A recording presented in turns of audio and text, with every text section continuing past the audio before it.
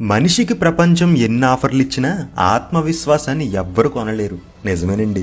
2016లో Brazil ఒలింపిక్స్లో football gold medal గెలిచింది. ఆ విజయం అనంతరం ఒక ఆటగాడు, ఆయన పేరు నేమార్, తన తలపై ఒక హెడ్ బ్యాండ్ని ధరించాడు. ఎంతకీ ఆ హెడ్ బ్యాండ్ మీద ఏముందో తెలుసా? 100% జీసస్. నిజమండి. ఆ పదాలు చిన్నవైనప్పటికీ ప్రపంచమంతా కూడా చర్చించాయి. ప్రతి వార్తా ఛానల్, ప్రతి సోషల్ మీడియాలో ఈ ఆటగాడు ఎవరు, ఎందుకు తన హెడ్ బ్యాండ్ మీద 100% జీసస్ అని రాసుకున్నాడని చెప్పి చాలా క్వశ్చన్లు అడిగారండి. ఆ 100% జీసస్ అనే బ్యాండ్ను తొలగించడానికి చాలా ప్రయత్నాలు కూడా జరిగాయి. అప్పట్లో కొన్ని వార్తల ప్రకారం నేమార్కి పెద్ద మొత్తంలో డబ్బు ఆఫర్ చేశారంట. యేసు గురించి మాట్లాడకూడదు, 100% జీసస్ అని చెప్పి చూపకూడదని.